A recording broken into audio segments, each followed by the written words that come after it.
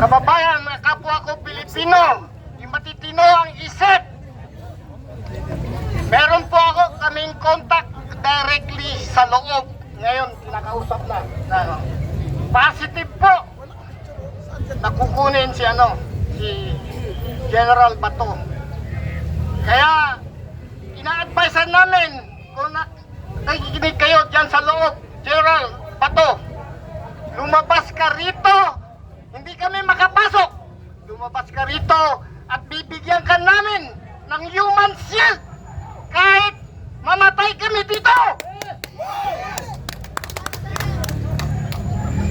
Please, Gerald Bato, alam ko palabang ka. Lumabas ka rito at maraming mga kasamahan dito nakapaligid din. Hindi lang makapasok dyan sa loob. Kaya magdasal din tayo mga kasamahan. Sana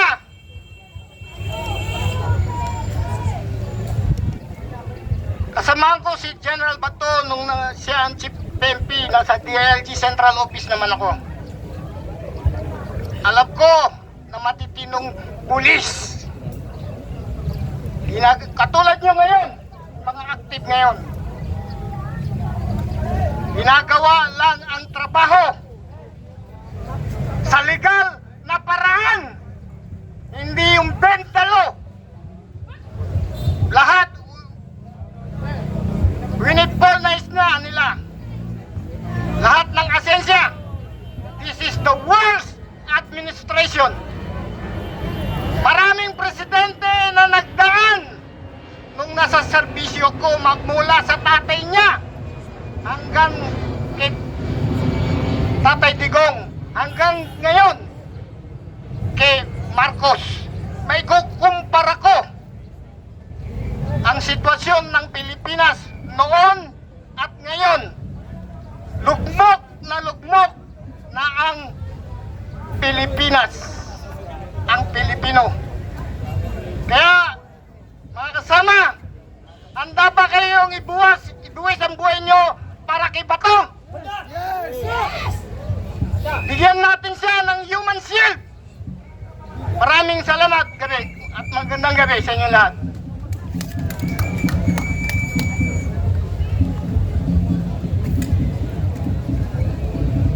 Luwag tayo mga vloggers, luwag. Gusto ko makita ang ating mga kasama, hindi lang kayo. Lahat tayo dito may pinaglalaban. Gusto ko rin makita ang ating mga kasama. Ako yung humihingi muna ng konting spasyo.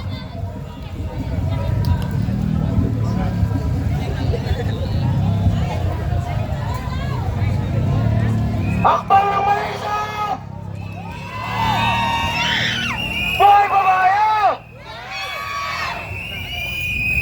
Handa ba kayong protektahan ng konstitusyon? Handa nyo ba protektahan ng pagka-Pilipino nyo? Ayan ang boses ng akbang ng Maisog. Naririnig nyo sila ngayon. Nandito kami dahil patuloy binababoy ang pagka-Pilipino natin. Patuloy tinatanggalan at niyuyurangan ang ating sinilangan. Patuloy tayong binibigyan ng pasakit at pagluhod sa mga banyaga. Hindi namatay ang mga bayani natin para lumuhod tayo sa mga banyaga. Hindi tinayo ang Republika para lumuhod tayo sa mga banyaga. Ito ay tahanan natin. Marami na tayong pinatalsik na banyaga. Bakit hindi natin gawin ulit ngayon? Patalsikin natin ang namumuno sa ICC na gustong maghari pa dito. Walang jurisdiction ng ICC pagdating sa ating mga politiko. At ito ang tatandaan nyo.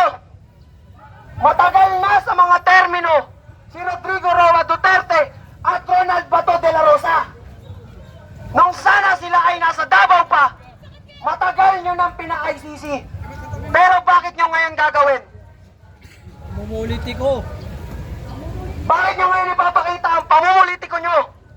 Politiko na sila! Takot na takot! Ikulong lahat ang mga ganap! Ikulong ang mga adik! Sila hindi pa natatapos sa ganyan nila. Hanggang ngayon, may ganito tayong eksena. Hanggang ngayon, patuloy tayo sa paghahati ng mga Pilipino. Habang kayo nakaupo, nahahati ang mga Pilipino. Ang mga sumusunod sa inyo, ang mga taga-suporta ng pagkutuwid at gobyerno at ang mga bayaran galing sa maleta ng pondo ng tao. Hindi tayo bayaran dito! Ito ay may message si General Bato de la Rosa.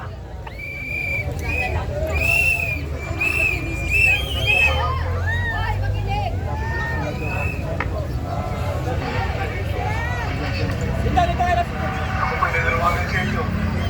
Sana tulungan niyo ako. Tayong papayag na yung Pilipino ay dadalhin sa dahi. Pangalawa, kay Pangulong Duterte.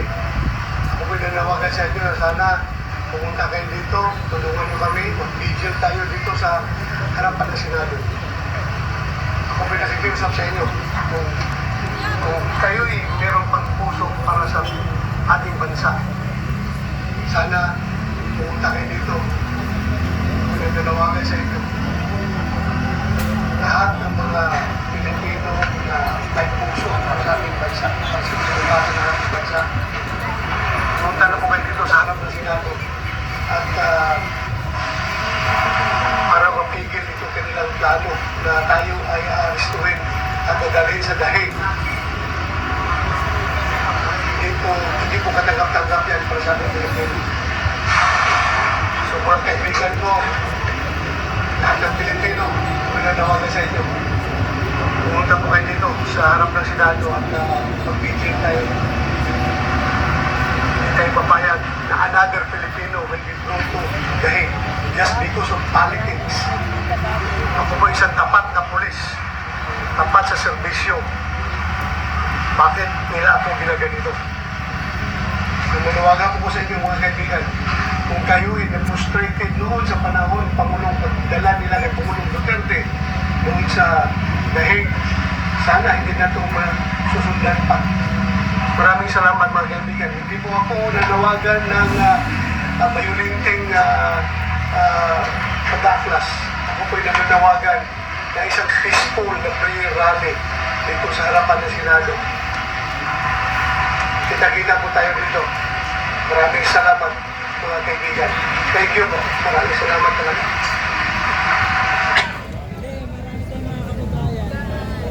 Sa mga hindi nakarinig, si retired General Ronald Bato de la Rosa ay nananawagan sa atin na sana siya ay puntahan natin, samahan natin, protektahan natin, at huwag na natin hayaan maulit ang panggagago sa atin.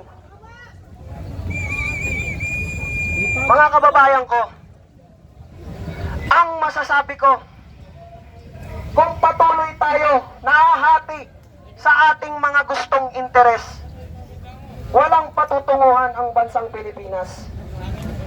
Ito ang oras para magkaisa, hindi para magkawatak-watak. Pero ano ginagawa ng mga kaliwa? Patuloy nilang hinahati ang Pilipino. Anak ng puta, galit na galit kayo sa Amerika, pero papayag kayo sa mga taga-Netherlands. Hindi ba banyaga yan?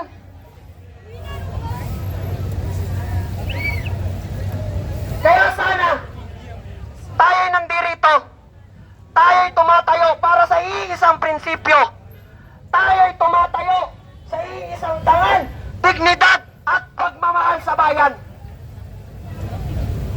Tandaan natin, ang watawat na yan, hindi yan naiwagayway ng walang dumadagak na dugo. Protektahan natin. Protektahan natin ang ating tahanan. Tayo ay proud na maging Pilipino. Pero kung mangyayari ulit ang pagpapadala sa dahig, Pilipino pa ba tawag niyo sa sarili niyo? Hindi. Hindi. Kaya ipakita natin sa mga alaktores na mahilig sa pera ng taong bayan, hindi na sa pera nila, hindi na sa pambabastos, pambababoy, at panggagago sa tahanan natin. Ipakita natin sa kanila na mahal natin ang bayan natin. Kaya mga Pilipino, tayo mamulat na. Tigil na natin ang pagbubulag-bulagan at ang pagpapadala sa maliliit na pera para lang sumama sa mga gantong klaseng kataguhan.